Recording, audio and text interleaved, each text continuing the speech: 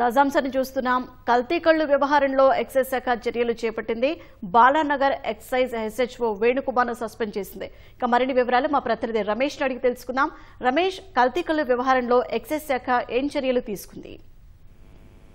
నగరంలో కల్తీ కళ్ల వ్యవహారంతో ఇప్పటికే కలకలం రేపిన సంగతి తెలిసింది. అయితే దీంట్లో బాధితులకు సంబంధించిన సంఖ్య అంటే 51కి చేరుకున్నప్పటికీ అయితే ఇక్కడ బాలనగర్ ఎక్సైజ్ అధికారులు నిర్లక్ష్యం వహించడంతోనే ఇదంతా తనిఖీలు చేయకుండా తర్వాత కల్తీకి సంబంధించిన కళ్ళును వీళ్ళంతా తయారు చేస్తున్నారు. దాన్ని పట్టించుకోకపోవడంతో కూడా ఇదంతా భారీగా బాధితుల సంఖ్య పెరుగుతుందని చెప్పి కూడా ఎక్సైజ్ అధికారులు ప్రాథమిక దర్యాప్తులో వెలువడింది. దీని నేపథ్యంలోనే ఎక్సైజ్ అధికారులు దర్యాప్తులో భాగంగా చర్యలు అయితే తీసుకోవడం జరిగింది. దాంట్లో బాలనగర్ ఎక్సైజ్ ఇన్స్పెక్టర్ గా ఉన్న వేణుకుమార్ తో పాటు మరికొన్ని అధికారులపై కూడా ప్రస్తుతం అయితే దర్యాప్తు అయితే కొనసాగుతుంది. దీంట్లో వారి పాత్ర కూడా ఉన్నట్లయితే ఖచ్చితంగా వారిపై కూడా చర్యలు తీసుకున్నందుకు కూడా ఎక్సైజ్ అధికారులు అయితే సిద్ధమవుతున్నారు. ఇప్పటికే కల్తీ కళ్ళు తాగి దాదాపు 6 మంది ఇప్పటి వరకు అయితే మృతి చెందినట్టు కూడా తెలిసిన సంగతి అయితే మరొక 51 మంది కూడా అయితే వివిధ హాస్పిటల్ ఇటు నిమ్స్, గాంధీ తర్వాత ప్రైవేట్ ఆసుపత్రికి సంబంధించి కూడా వారి చికిత్స ఇంకా అందిస్తున్నారు. కొంతమందికి ఇంకా అంటే వెంటిలేటర్ పైన కానీ డయాలసిస్ సంబంధించి కూడా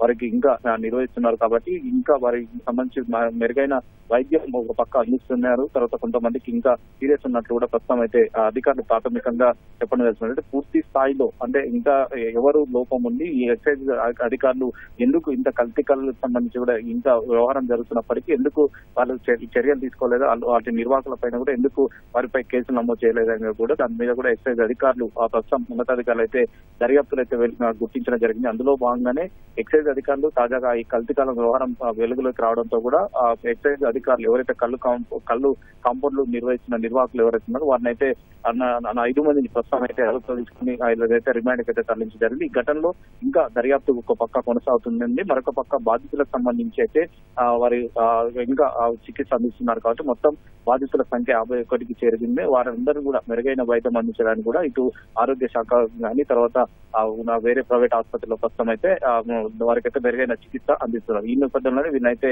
ఒకరిని సస్పెండ్ చేయడం జరిగింది. కానీ మిగతా అధికారుల పాత్ర పూర్తి స్థాయిలో దర్యాప్తు చేసిన తర్వాత వారి పాత్ర ఏముందని దాన్ని తెలిసిన తర్వాత తదుపరి చర్యలు తీసుకుంటామని చెప్పి ఎక్సైజ్ అధికారులు అయితే ప్రస్తుతం అయితే వెళ్లిస్తున్న పరిస్థితి. ధన్యవాదాలు రమేష్.